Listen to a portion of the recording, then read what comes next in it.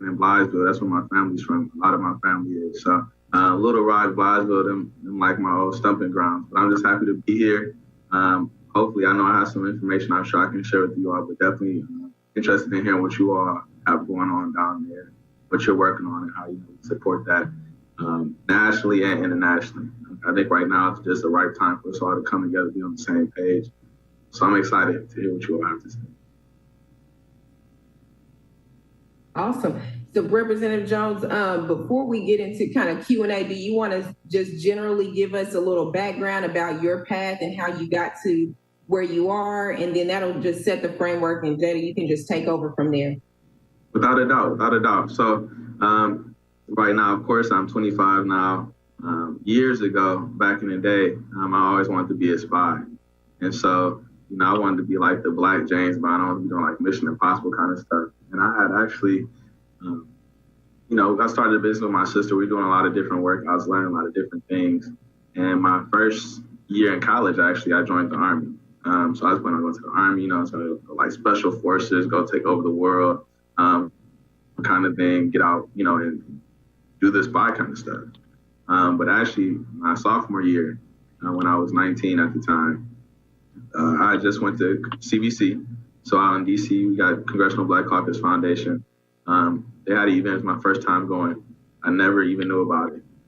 And Senator Carl Levin, who was one of my United States senators here in Michigan back then, they flew me out, gave me a hotel, took me around all the different functions, the events, the panels. I seen all these Black and brown people that were talking about, taking it to the next level and back in their communities. So when I got back home, a seat opened up on city council, and people were like, you should run for office. And I was pretty task oriented at the time. And so I was just like, you know what, I'll go ahead, I'll make this Facebook post. If I get a lot of likes and comments, maybe it's God telling me to do it. I got like 200-300 likes and comments, like my first time ever. I was like, man, this is really God, And so I just went to the city clerk's office. I got some petitions. Of course, I went around, knocked on a whole bunch of doors, getting signatures. I signed up, I put my name on the ballot. Later that year in November, like Kendra said, in 2015, November 3rd, 2015, we won the election. Like 60, I believe it was like 64, 66% of the vote. And ever since then, it's just been a roller coaster. And, right now, on my way up to my last and final term in Michigan, we have term limits. And so I'll be serving my third term, entering my third term, come next year after a successful election on November 3rd. Right now, I ran unopposed in my primary. I'm not concerned about the Republican candidate that's running right now. My biggest focus is getting some leadership in on the national level as it relates to the presidency and flipping the House here in the state of Michigan. So campaigning strong right now. I'm waiting for November 3rd to get here. And I'm just happy to be here. I've just been working for a long time, super passionate about criminal justice reform, retaining youth in the state, anything to deal with business and entrepreneurship. I'm actually working on an incubator project right now. But I think even beyond all that stuff, my interest is in succession planning and sustainability. So I want to make sure that we're creating a pipeline for other young people to come up and do whatever it is that they want to do. So I'm just committed to opening doors, or knocking them down, doing whatever we have to do to make sure that we can get you all in position to do what you need to do. That's just me. I just came from church. I love God. Amen to that. Jada, feel free to take on. Thank you so much, Kendra, for allowing me the opportunity to ask a few questions today. Representative Jones, as someone who has admired and rooted for you during your journey from afar, it is such a pleasure to be on the call with you today. And thank you so much for sharing a little bit about your story beforehand. So I wanted to talk a little bit about a survey that was conducted by the Center for Information and Research on Civil Learning and Engagement that found youth engagement is actually higher now than it was in 2016 and 2018. But due to the unique nature of this election, there are a lot of youth who still feel as if the election process is a bit confusing and challenging. So my question to you is, as a young person, what are some of the things that you did to become an informed voter? Basically, for me, I guess personally, speaking from my own experiences, I went to the different council meetings. I was volunteering at all different kind of activities. Because of the businesses and stuff that my sister and I had started in the community, I was cultivating meaningful relationships with people in all different sectors, all different walks of life, all different communities. I think from those conversations as a young man, it kind of put me hip to what I should have been doing, what I should have been paying attention to. And I listened to them. But I would say probably more so my parents would drag me and my sister around like everywhere if it relates to the church or the community. And so unconsciously, I would say there was never really a time where I was purposely trying to get all this knowledge. Because remember, like I said, I was trying to be a spy. My mind was a whole different place. But unconsciously, all this information was seeping into my mind because I was so exposed to it. And so I think exposure is really the number one piece. Especially if you're passionate about something, you just really have to talk to someone. And people open up doors, especially as young people. It's important for us to reach out to whoever we want to. If you want to be a doctor, go to a hospital, ask to speak with like a surgeon or whatever you want to do. If you want to be a lawyer, go to a firm, tell them what you would like to do. Because as young people, you got that youthful energy. You're very vibrant. You got the smile still intact. You're unadulterated. You haven't really been in the world. People really want to support you. They want to help you. And that's the perfect time. Ciao.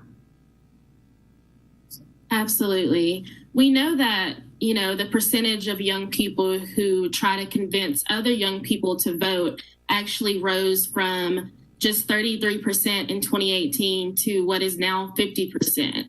And so could you walk us through what your process was or maybe still is when it's time to facilitate conversations with family members and friends about voting and civic engagement?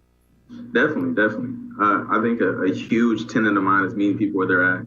And so it's not like I'm not trying to hammer voting or, getting involved in the community down someone's throat. I think typically I'll have a conversation, we could talk about anything, whatever they have going on, that's what I'm on. They could be watching the game, they could be cutting the grass, they could be chilling with the family, they could be whatever, having a drink, whatever they're doing, I basically assimilate that practice. And then, I become one with them. We're like the same person at the time. And so now through, cultivating that relationship, you're able to, learn more about each other, able to share different things. The situation and the relationship becomes more intimate in terms of you being able to talk about whatever and you being able to trust my word. And so I think initially it's always been about relationship building. Then when things come up that requires us to get involved, or when elections come around and it's time to vote, it's just so easy for me to say, hey, we got to get out and vote on November 3rd. We have to show up and make sure everyone gets signed up for the census, because now we have a relationship. And you're not doing it because I'm asking you to do it. It's no quid pro quo. You're doing this off the strength of our relationship, off the love. And I think that's really my best approach, as I've done it all the time. Just going meeting people where they're at, learning about how they function, what's really going on with them, and then through time, you have to be patient with progress sometimes. So it's like never rushed, and that's why it's so important to not just campaign and run around election times. You have to really make sure it's consistent, because if it's not consistent, that's how you miss people. But yeah, I would definitely say relationship building is probably the biggest thing. Absolutely, I agree. I know that you mentioned during the beginning of the conversation kind of the impact that social media had on your journey in the beginning. And, it brought me to in 2018 when we saw how the youth led a gun violence prevention movement that deliberately focused on voter registration and, had a commitment to kind of getting more young people out to vote. So a lot of those conversations kind of stem from social media posts and different videos that were geared towards those issues. So can you provide an example of, or a different example of the impact social media has had on your campaigns you've run in the past, and also give our young people some insight as to how they can use their social media platforms in a positive way to make sure their voice is heard? Yeah, I think that's an excellent question. And I think right now we've all grown up with social media, especially though, those of you may be younger than me. Social media was introduced to us probably when I was in like 8th, 9th grade or something like that. It's been around now at this point. Everyone has a phone. And I think when we talk about really moving the needle for change, we have to utilize social media. You know, you can talk to people on the other side of the world. And so, you know, for example, what I would say, I don't even talk about a personal campaign, though I've definitely received so much love off of social media for my work, my personal work with my team. We recently launched earlier this year an organization called Our Black Party. And so Our Black Party is essentially telling the establishment of America that our votes must be earned by Black people. And so we create this, you know, we built this coalition of different individuals, and through social media, our numbers started off, you know, it gradually climbed. You know, we're doing 200, 400, 500, 600. Everyone's sharing posts. Everyone's reaching out to different people, sending people links. Then we partner with people like Diddy, right? We're partnering with any influencers, spiritual leaders, elected officials, activists, everyone. And so, you know, we landed an interview on Revolt TV just a second ago. We're at about like 29, because we had recently started the page. We're at probably like 2,900 followers or something like that, right? Too easy. We do the interview and share on social media. And we were at like 10,000 that evening. And then the next day we're at like 20,000. And so it's just like the power of social media is that we all have these different ideas and these activities that we do that people would like to see. And the more that you can get your message out, the more that you'll realize that people would like to receive it, and that people share some of those same ideas. And so that would be one example, just the power and the speed of social media. We're talking about pushing forth a message, doing a campaign, or just getting something out. And what I would suggest to you all is, you know, a lot of people nowadays, I see people paying for ads and all these kind of stuff, which is good in its own place. But, you know, really sometimes focus on the grassroots approach. You know, there's plenty of ways to go and use social media for what it was intended to do. Social media, I think, is just a virtual meeting place for the world. And so the same way that you go out into the world and you say hello to someone, you open the door for someone, or you say, hey, how's your day? All these different things. That's the same way we need to act on social media. And because of the culture now of social media, sometimes those behaviors or those actions are taken in a variety of ways. And so it's just important to make sure that you utilize it properly, I would suggest. But, you know, reach out to people on social media. Anybody. You have the ability to send President Barack Obama a DM if you want to. He just might respond. You never know. And so it's just like really on social media, do what you feel you need to do. Share your information. Be very personal. Let people know like who you are. Be relatable. You know, share all the great things that you're doing, and let people know that you're human. You know, especially on social media, because things like that really, you know, help pick up the support that you like to see from people, because people know, hey, this is a regular person. They're just like me. But that's probably some of the things I would say.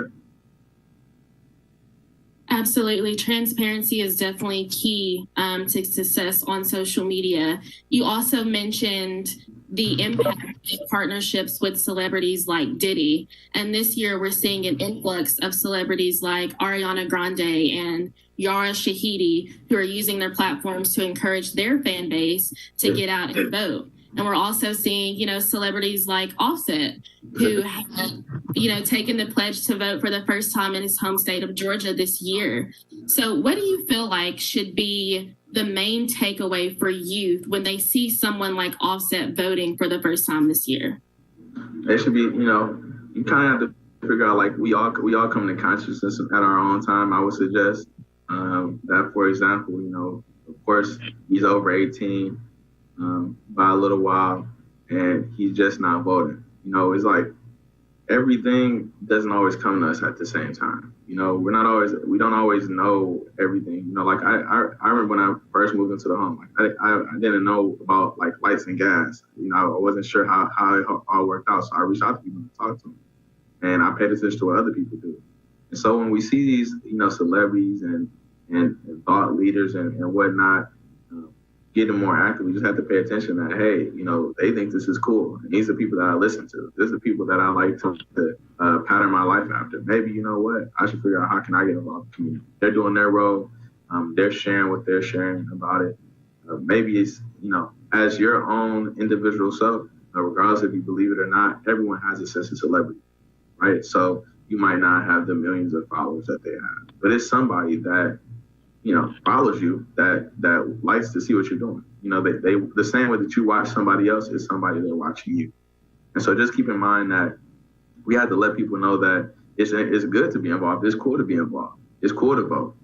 It's cool to get good grades in school. It's cool to be nice to your fellow brother and sister. It's cool to pick up trash when you walk over anywhere. And so I think that's kind of what the sense that I get when I see celebrities doing different things.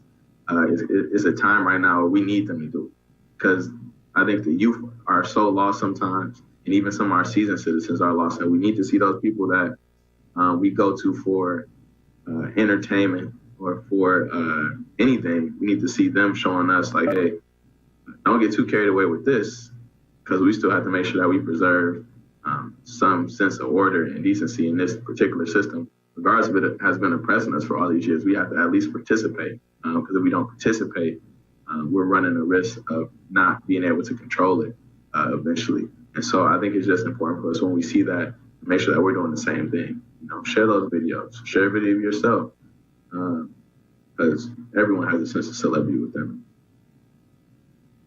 Absolutely. I know that I'm not alone when I say that in the past, I've had several conversations with friends who felt like they were actually taking a stand and kind of going against the grain by not voting, especially in communities of color. Amongst youth, there can be sometimes a lack of hope and a warranted frustration when it comes to politics. And so, it reminds me of a quote that reads, "Failure to vote is not an act of rebellion, it's an act of surrender." So what would your response be to those people who think it's best to not vote? I mean, of course, not voting is voting, essentially, because you basically are removing yourself from a situation. And so you pull that vote back, it's almost like taking away from either side. And so I think, of course, it's critical for us to vote. And maybe people's votes individually don't necessarily count. I mean, literally they do. But, individually, as you cast a ballot, it might not mean a whole lot to you. It might not mean a whole lot to the overall turnout of the election, but collectively, those ballots mean a whole lot. I mean, I think it's critical even for us to look beyond our ballots, but look at the blocks of votes that we have. And so when we figure out, this system was set up strategically, how do we strategically navigate the system? Many people, young people, people of color, Black people, brown people, why do we vote? So why do we vote as individuals for those of us who vote? Why don't we come together and say, hey, this is what we like to do? We can really determine the outcome of elections. We can put who we want in office. We can create whatever kind of policies we want to create because of the people that have been in office. And so I think many people that I've had the conversation with now, like we said earlier, I think we all come into our consciousness at our own time. Sometimes you can tell someone everything. You can give them all the reasons, the statistics. You can lobby them. You can, sit down and sing Kumbaya. You can do everything that you possibly think is important for you to do, and they might not vote. Then you have other people that want to do everything but not vote, and then something happens on election day, right? And they just miss it.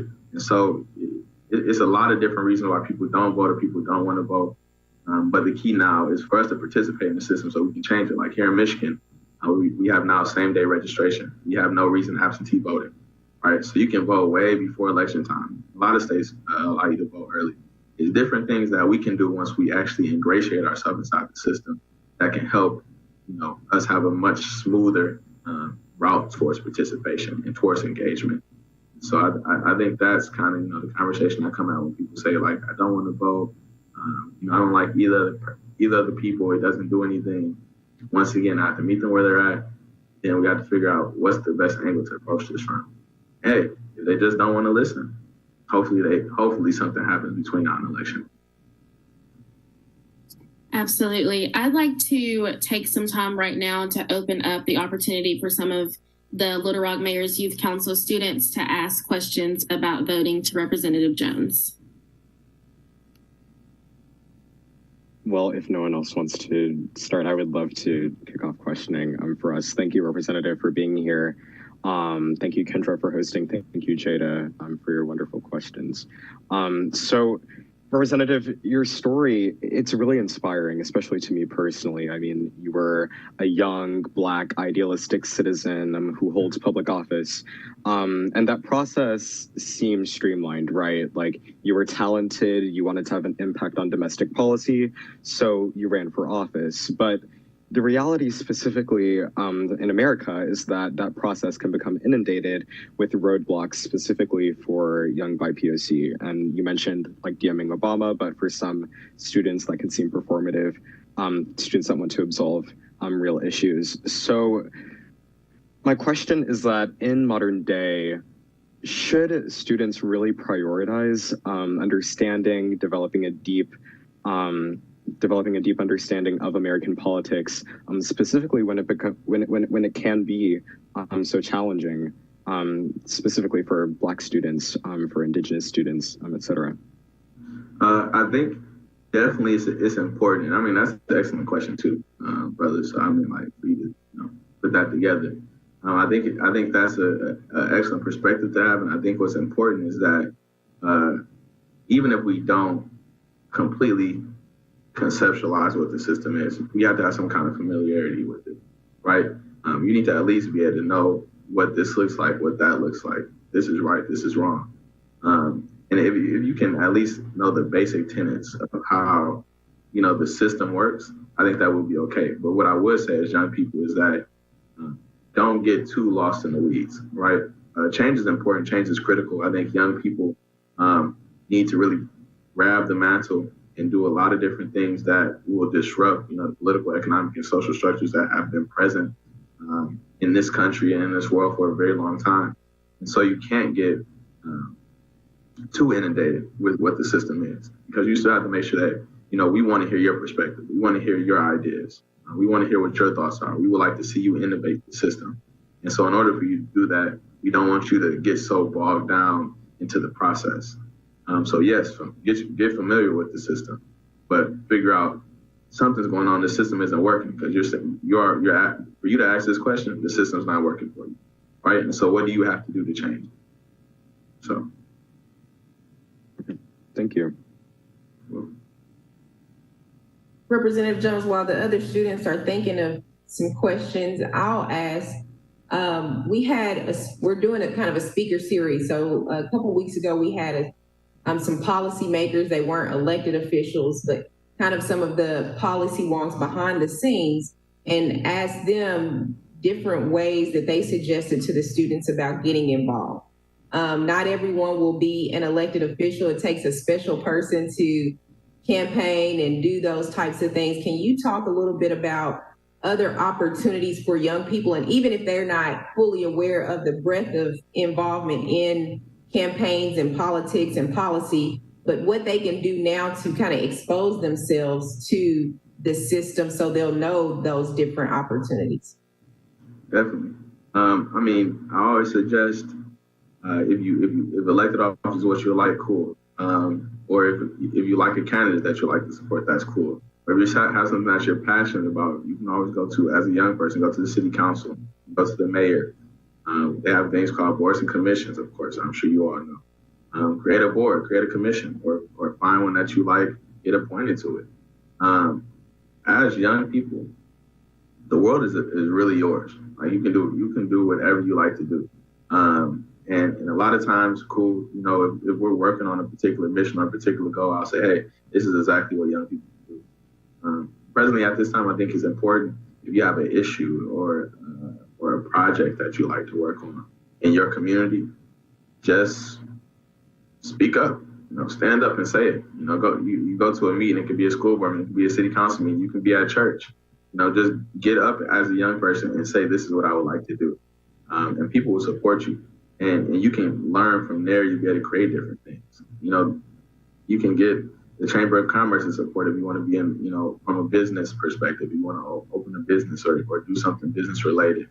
The boards and commissions piece would be if you want to do more so being aligned with the government of the city.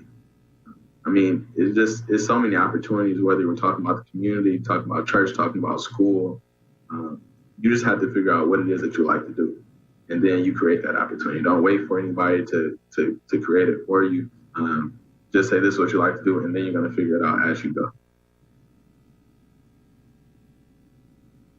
Another question, Representative Jones. We're going to be electing officers for the Mayor's Youth Council very soon, and I'm sure they would love to hear some of your innovative, obviously proven and tested campaign strategies. If you mind sharing a couple of those, and I'm taking notes as well for the future campaigns I'll be working on.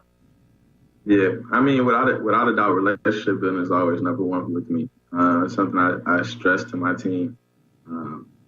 And so, I mean, it really just depends. It depends on everything is situationally dependent. So all campaigns are going to be different.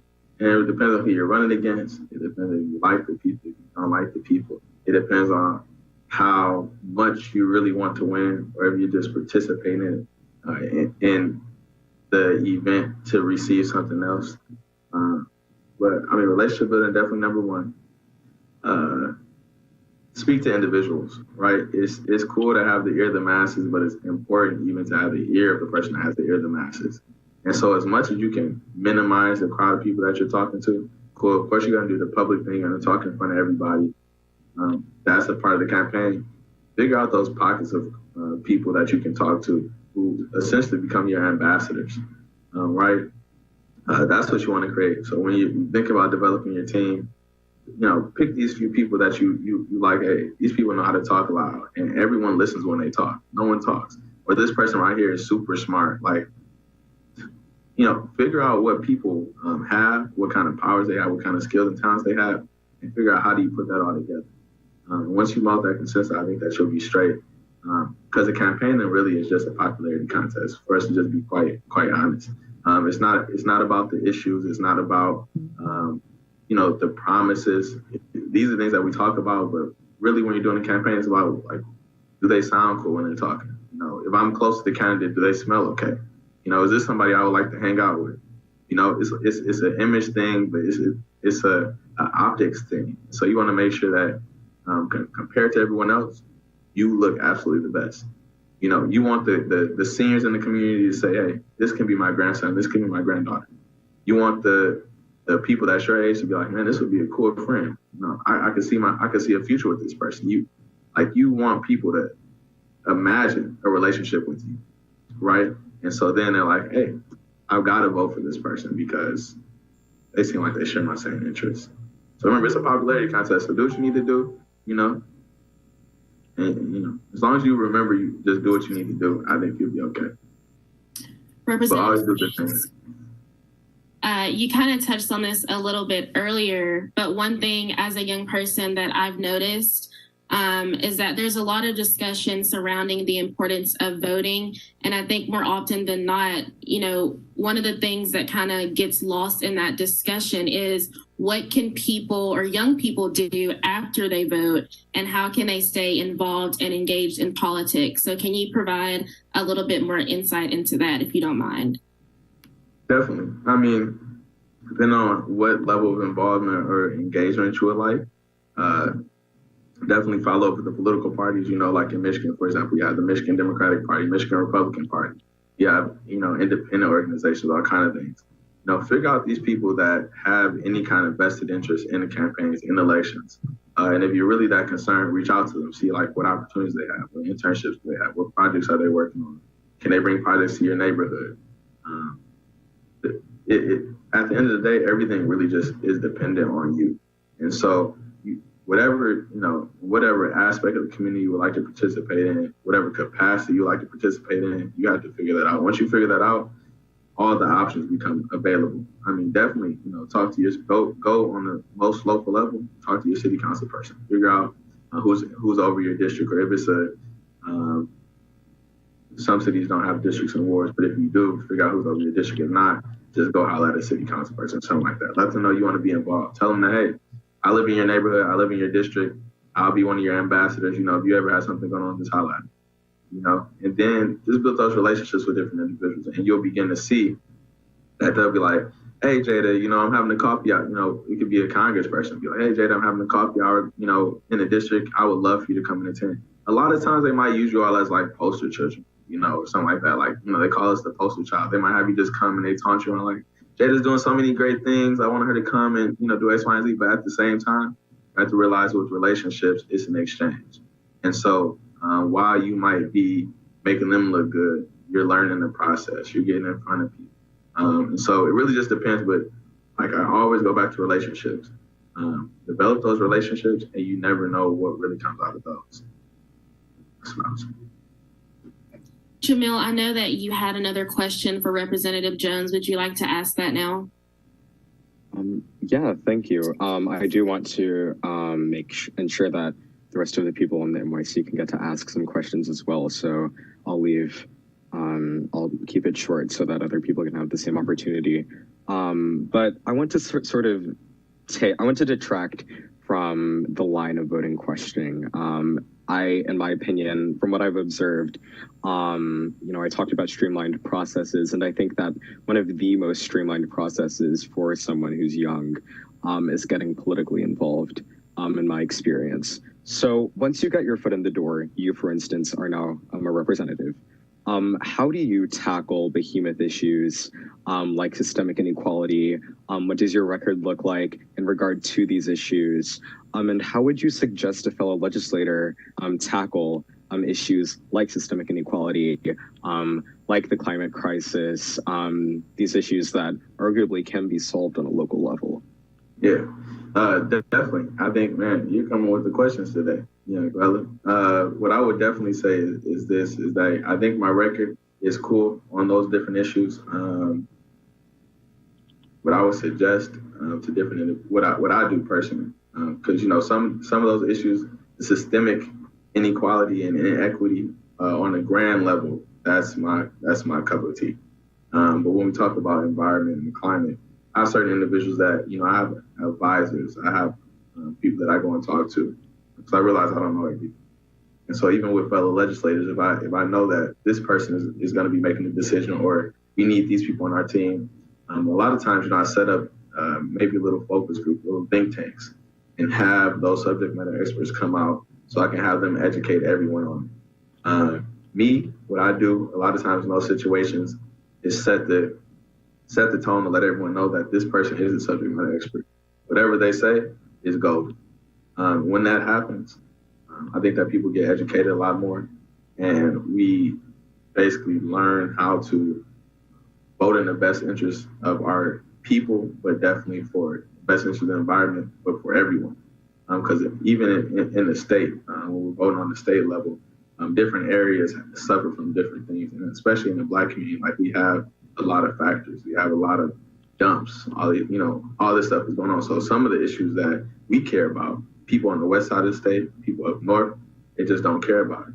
And so for us, what we have to do is communicate to them why it's so important for them to care about our issues. And so when we talk to our fellow legislators, with those subject matter experts, the same way that I was saying that a congressperson or someone may invite one of you all out to be a poster child, we sometimes have to make sure we message that way. So we have to get people from different neighborhoods and ourselves to really just advocate on behalf of the public about these issues. Because you have to realize people are socialized differently. People have a different belief system. So sometimes it's not that they don't care, right? It's not that they don't want to do something. They just don't know. And so it's important for us to make sure that we tell them. So that's what I would say. But I think my record definitely is I'm not exactly sure where you stand on all the different things, but I think that I've definitely voted in favor of the environment and climate because we not live here. So I definitely want us to have clean air and water. Thank you for sharing that, Representative Jones. Abigail, I know that you had a question that you'd like to ask as well. Yes, thank you. I also wanted to say thank you for giving me this opportunity. So recently I actually wanted to go into nursing and healthcare and all of that stuff. And then recently I've been pushed more by God to actually go in a whole different direction. So it's the middle of junior year, and then everything is, so I've already picked my classes. So I'm trying to get a good feel on how or what I should do if I want to go into route of political science or politics or any type of lawmaking position. So I wanted to ask, like, I think I have 3 questions, but if someone else has something else to say, of course, they can go, and then I can see if I could go back again. What do y'all suggest? Abigail, you'll start with your first one. We'll see if anyone has one, but I think we have enough time to get all of your questions answered. So feel free to proceed. Okay, thank you. So my first question is that as a teenager, how can I advocate to make a change, like advocate for others and also make a change? Since, I mean, I'm a junior, I can't really vote yet. And besides voting, what is another way that I can do that? Well, right now, Abigail, I think that you can speak to the voters. You can share your thoughts and ideas on it, regardless if you can vote or not, because you still have the power to sway people who can vote right now. I think that you definitely should be speaking up. Right now, if you're passionate about something or if you feel like something needs to be said, especially as a young person, because the room will listen to you different.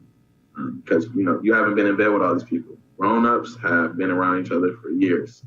Right? It's like us young folk, we're new to the game. So when we get up and talk, it's like they gotta listen to us. So regardless if you can vote or not, definitely at least let them know what you're thinking. And even beyond that, I'm not sure what the voting age is, but I remember that Jamil even said he said something about things being dealt with on a local level.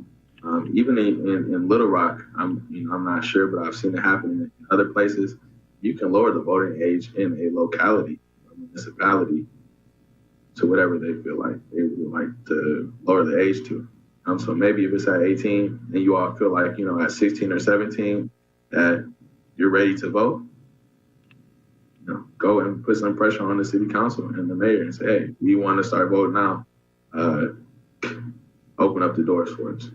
So I don't want to put you in a bad spot, Kendra, but just saying.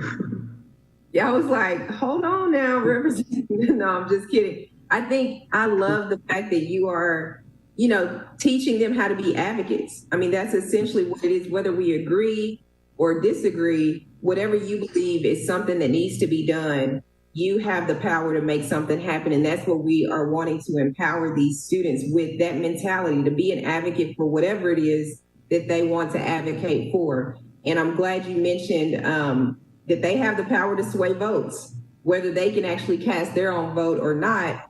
You guys can be out there advocating for positions, issues, and candidates, whether you vote or not.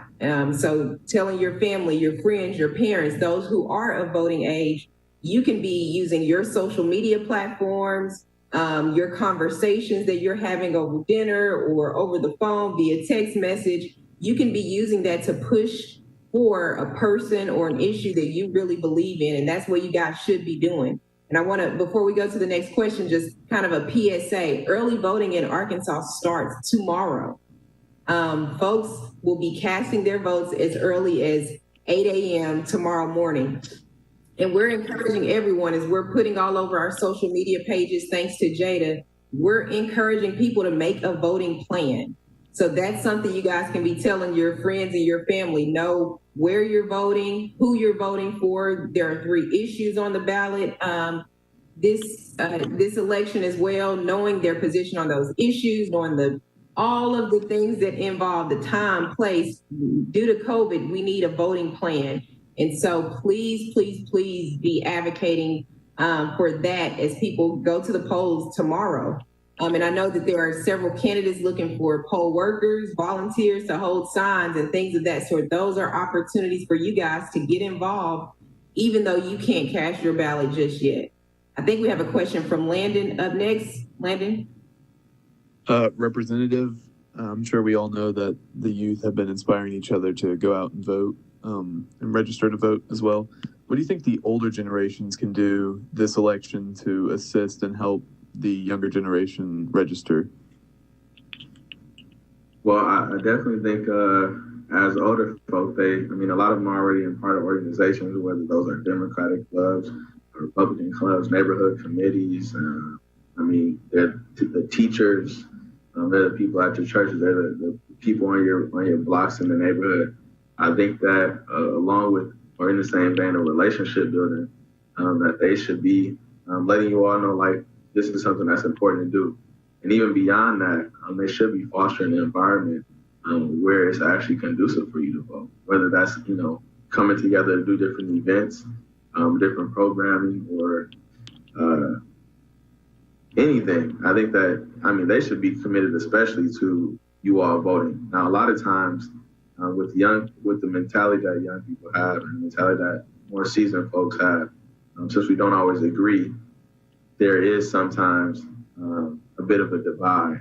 And so I've seen definitely where some of the older generations don't even want to encourage the young people to vote because they believe that young people's ideas of things are not conducive towards the normal way of life, or the way things have always operated. And so while the question is definitely worthy and valid, that, hey, older people should be doing something, I think it's just as important to know that as individuals, it's important for us to encourage ourselves and our colleagues to get involved in the process. And we should not wait for anyone. We should be creating that opportunity ourselves. Representative Jones, will you speak to what we're seeing across the country from what we like to call is our generation's justice movement? We're seeing that across the country, and there is probably a true, distinction between the generational perspectives on this. How would you encourage the young people when they're talking to their parents or family members about what's going on? What verbiage should they use? What approach should they use to kind of encourage or advocate for a position that many might not hold that's similar to theirs? So you're asking about how a young person would communicate with the person older than them about a position the older person is in that the young person would like to be in? Well, more so to change their minds, essentially, because when the older generation sees things differently, oh, this rioting and looting is so bad, or, whatever, we're seeing a lot of turmoil in our country. How do you have those conversations about something that you may be passionate about? And the justice movement, I guess, is just one example of that, but a strongly held belief that I may have that my parent or somebody that I love and I'm close to disagrees with. Right. So position in terms of like thought process and things of that nature. Right. I think all these things stem back to the relationship thing for me, being able to have a conversation with folks. But I think at the same time, the older generation should realize that, and I forget who says the quote, but someone had the quote that, my granddad ran, my great granddad ran, and he's not doing no more running, from the problem. And so there's going to be a point in time where there's going to be a climatic event where it's just you don't want to take anything any longer, right? And so the young people today they're that generation. They've been fed up. They don't want to endure anymore this hardship, anymore this turmoil, anymore this oppression. And so a lot of times this is what it looks like. And especially when people do things that blatantly disregards someone else's humanity, there's a consequence for it. And many things, whether it be businesses, whether it be public places, streets, things of that nature, anything can become a casualty of change. And so it's just important for young people to be confident in it. You don't want to have a conversation as a young person and talk about what you're doing and why you believe in it, and for someone to challenge you to the degree where you feel like you're doing something wrong. A lot happens for a reason. Young people have always led the movement. They've always been in front of it. When you look at anybody from Dr. King, Malcolm X, folks with SNCC back in the day, all these different organizations. These are our young people who did the monumental changes that we see that presently exist in our community today. And so as a young person, cool, develop the relationship, see if they listen to you. If they don't, they're just gonna have to watch you go and wreak havoc on the community and make a lot of different changes. And that's what has to happen sometimes. You gotta show people sometimes that you can tell them. Abigail, I know that you had a couple of other questions. If you want to take the time right now to ask those, you can do so. Okay, thank you.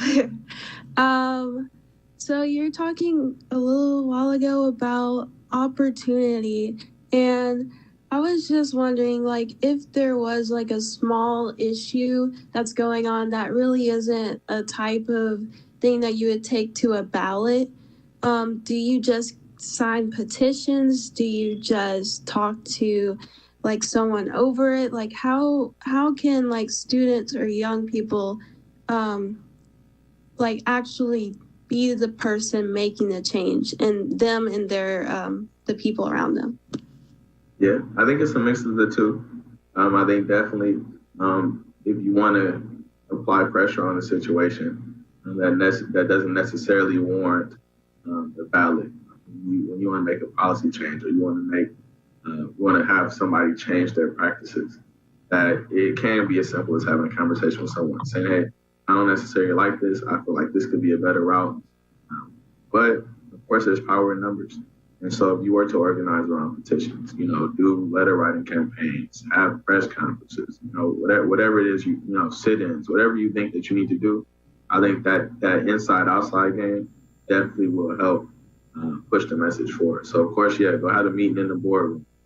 At the same time, let them know, like, while you're inside the boardroom, open up the shade, let them look outside and see the millions of young people outside of the office building, and let them know, okay, if this conversation doesn't go the way that we're supposed to be having this conversation, these young people out here are going to do some things that you might not like, or we might go and do some things you might not like. We might, pull you out of office, or we might shut you down. So cool, can definitely have a meeting, but always have some backup with you. And definitely, whenever you want to change something, have an idea of what you can do to change it. Like, don't just say, I don't like this, or I feel like it could be different. Actually propose some actual plans. Because, a lot of people say power is nothing without policy, when we're talking about government stuff, at least. So you always want to have something in the paper where you can say, okay, this is not what we would like, but these are our recommended steps, our recommended options on what we can do to improve this. Representative Jones, I know that we've gone over an array of different important topics today. If you could choose one main takeaway from today's discussion, what would it be? One main takeaway, I think that young people are extremely brilliant, especially those young brothers and sisters. I think I'm constantly inspired as I continue to get older. And I'm here in Michigan, right? And we're having this conversation right now in Arkansas.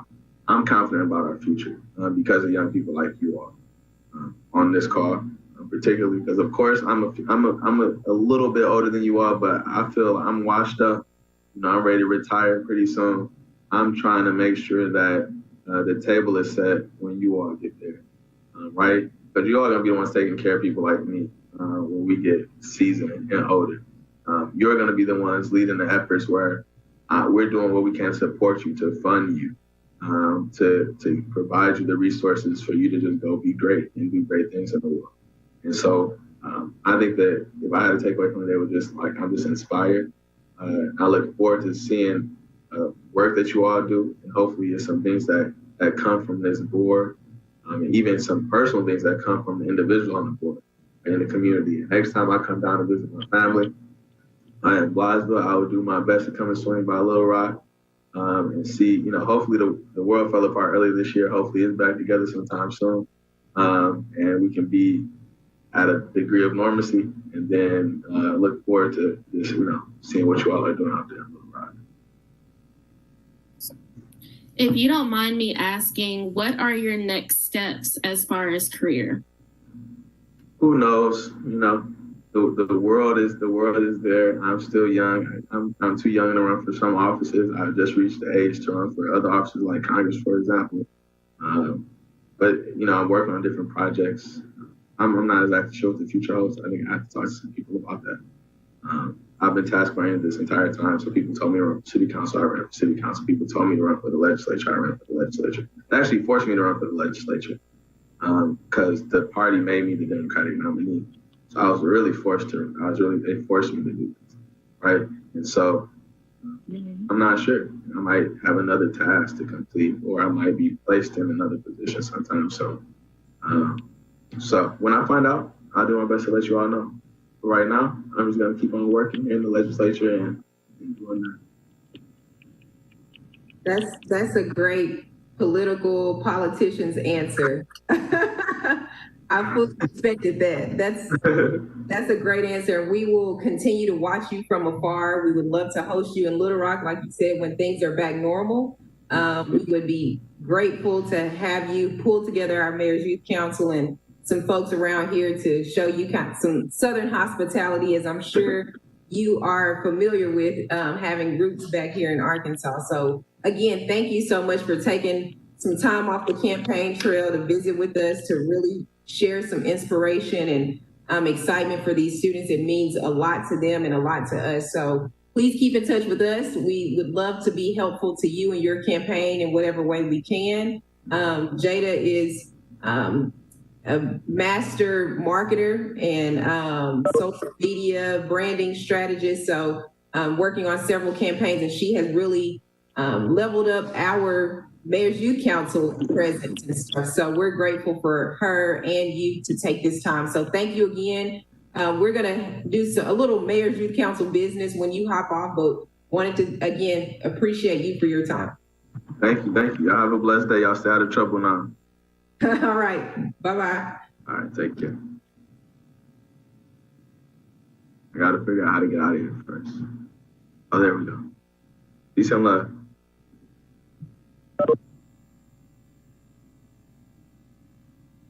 LRTV, we'll end the streaming now. Thank you. You guys stay on just a second.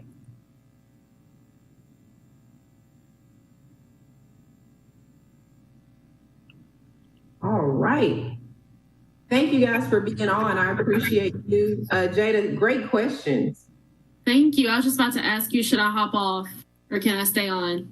You're fine to stay on. Okay. It's just gonna be really quick. Okay. Thank you to all the students for being on and for sharing it on your social media and all of that good stuff. I wanted to just give you guys a few updates. You guys asked some phenomenal questions as well, like really, really good questions. So thank y'all for engaging. Just think, like, he is less than 10 years older than, I'm pretty sure, all of you guys. Some of y'all just 7 years older, and look at what he's accomplished. So if you have a desire to do something similar or not, you can do whatever it is you set your minds to. Whatever direction you want to go in, you can be an advocate for your community, for your people, as he calls his residents, his people, in whatever way, whatever capacity you want to be. So I hope you guys were inspired by that, irrespective of politics and the party or anything like that. That's the example we want to set and really show you why it's important to be engaged, whether you're running for a position or you're just being an advocate. You guys play a really important role in this process.